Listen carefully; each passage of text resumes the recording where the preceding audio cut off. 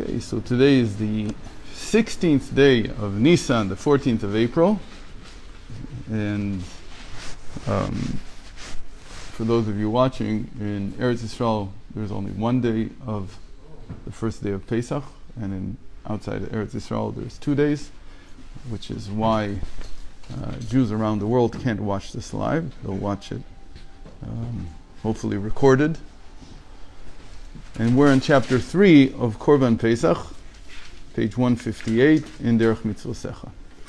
And now he says, "V'atam uvan shoresh inyan mitzvat Korban Pesach." So after we've explained all these things about Paro and why we were in a state of katnus, small-mindedness, smallness. Then at that time we were gestating in Egypt. Egypt was the womb, and there were actually, and there's actually mention of this later in the Torah, that it says you shouldn't, that an Egyptian who comes to convert, even though you would think maybe we'd be sore at them, so the Torah says you should accept them. So after 3 generations, they become fully fledged Jews. Strangely enough, an Amalekite doesn't even have to wait 1 generation. The reason is because there's nepotism. In the end, you have to say it. Apparently, because Amalek is from Esav, he's from Esau, and he's our brother. So even though he's considered the arch rival, he could only be from our family. It couldn't be that anyone who would conceive God the same way if he wasn't from Abraham and Isaac's family.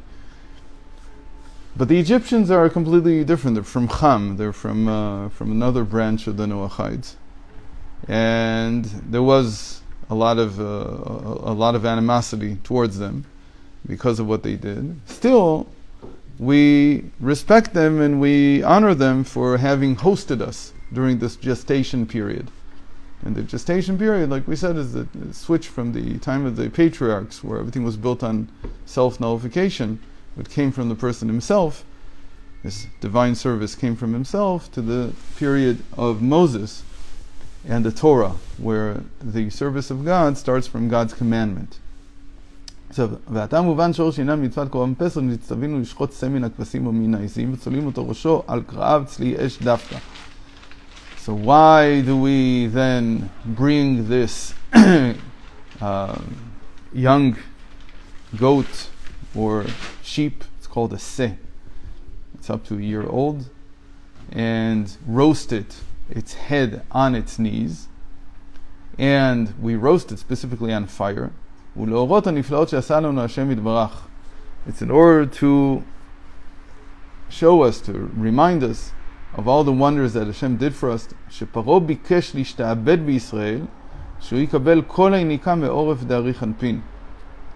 Because Paro didn't just host us, and he wasn't just the womb. He wanted to keep us there. That was the whole, we said, that was the whole conflict. That Moses comes and says, the time is now for them to be born. The time for them is now to leave Egypt. And Paro is obstinate. He doesn't want to let us leave. And not only does he not want to let us leave, even once he's agreed, he chases us down, and that's why we have the showdown at the Red Sea, at the Reed Sea.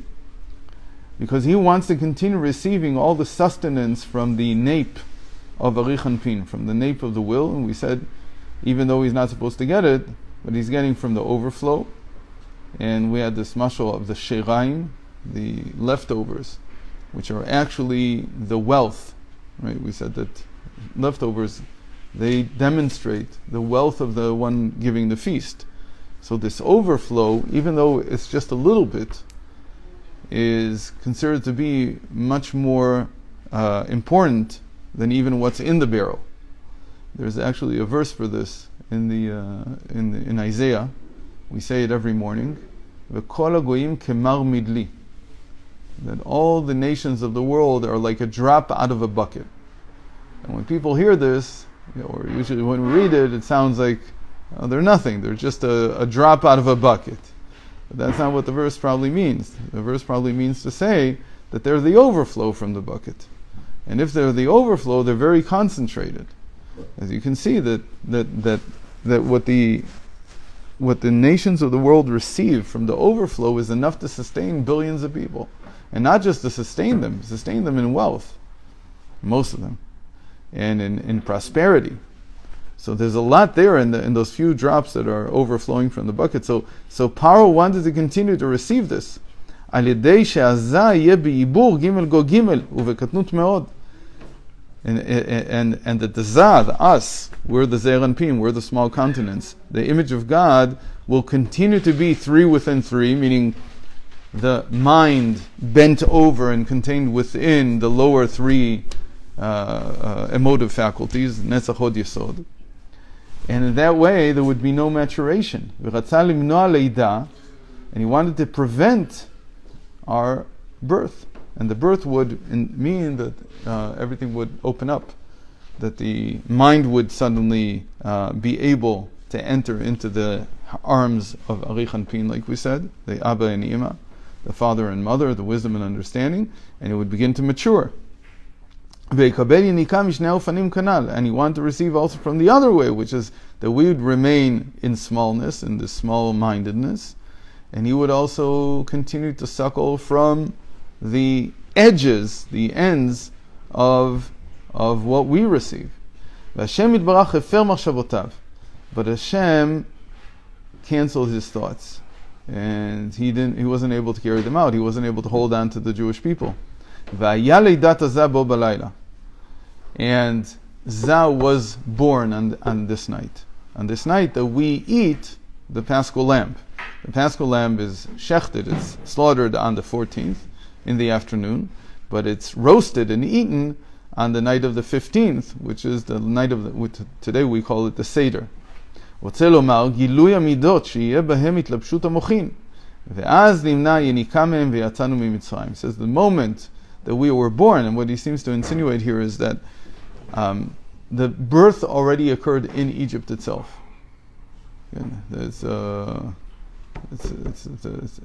It's hinted. Where is it hinted? That it says that even the firstborn that was on the birthing stone died that day. Why did they die? Because we were born. It was like a switch between them. So the Jewish people were born on that night, and then they came out of Egypt. Anachnu bnei Zah, we the children of Zah, we the children of the small continents, the image of God. Shenafshotenu atzulot misham, that our souls are emanated from there, from this birth.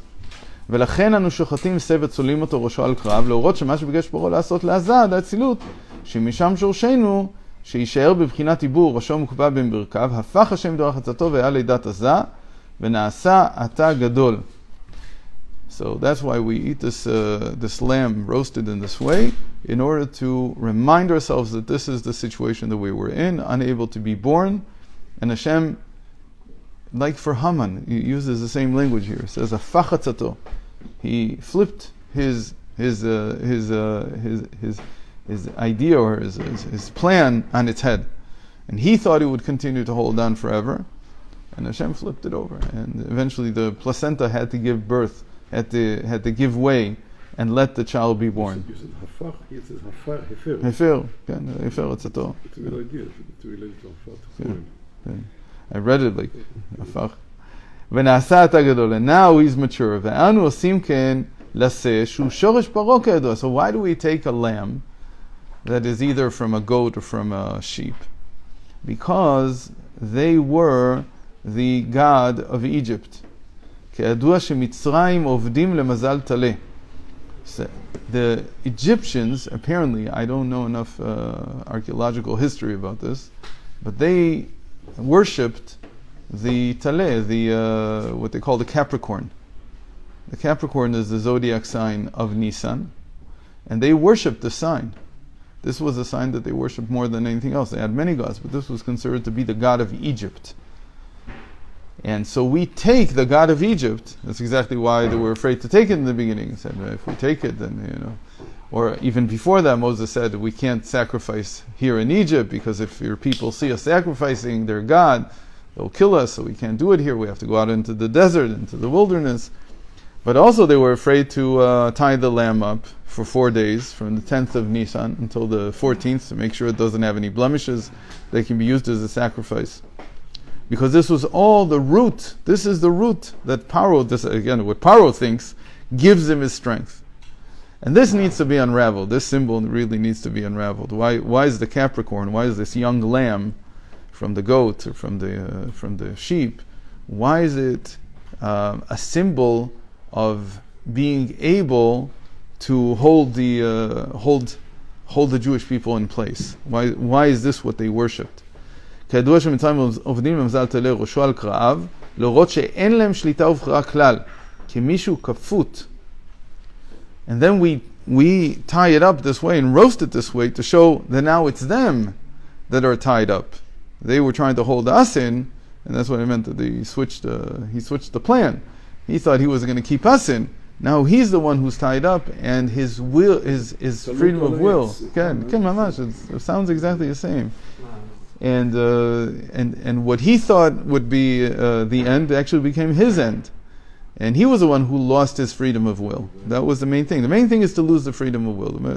Or we said really that it's Pesach, it's the ability to express yourself. It's not just to express yourself just in that you have freedom of will. You have freedom of will even if you can't express yourself, but you have to be able to express that freedom of will. Freedom of expression, when you say freedom of expression is the First Amendment in the Bill of Rights in the United States, so why is the freedom of expression the first one? Because that's what really indicates that you're a free person. You have to be able to express yourself. Now, I don't remember if it says expression there or freedom of speech, whichever, but expression is more than just speech. You can express yourself in many ways, in movement and in action. רק השם יתברך הוא המנהיג העולם על ידי מידותיו יתברך שהם הכלים שהוא יתברך מתלבש בהם הנקרא זה. And now we see that only God is the ruler of the world. This turning of the tables on Paro, it proved to them, it proved to us, we needed to see this also, that God is the sole ruler of the world. And then, when this happens, God begins to enclose himself, meaning the infinite begins to enclose itself in the vessels that are known now, their name now is the small continents. Meaning God begins to reveal himself through us, through our journey. וזהו שכתוב, למען תדע כי אני השם בקרב הארץ, בקרב הארץ דווקא. And that's why it says that God says to Moses, in order that you know that I am Havaya, I am not just Elohim, not just the name of nature, but I am the one who created the world in the land. In the land means even in Egypt. B'kerev ha'aretz dafka, even in the mundane you'll see this. You'll see this everywhere. Okay, so Baruch Hashem, we finished this Maimer a day late, but there's Argal here? Oh, I didn't read it. Next time. Yeah, maybe next time. Yeah. Could this be before where the point is in Egypt? The Zah was revealed only to individuals. Yes, there were individuals. In fact, the tribe of Levi was not enslaved, which means that they had freedom. Yes. Which means that by them there was Zah. This is true in every generation.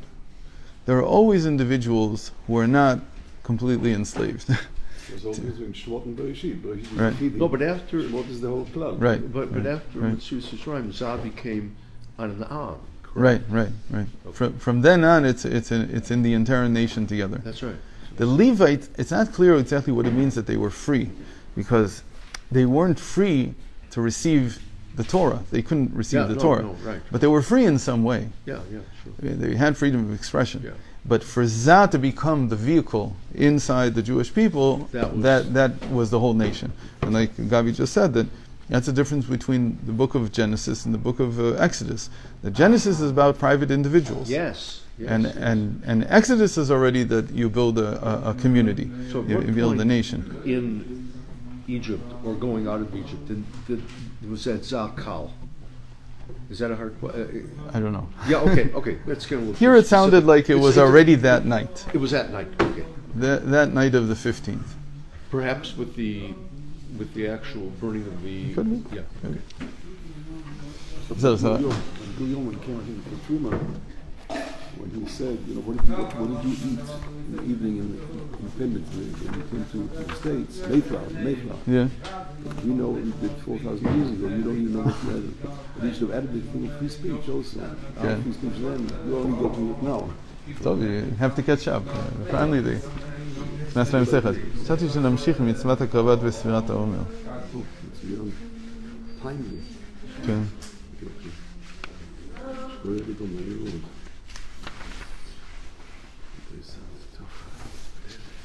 God,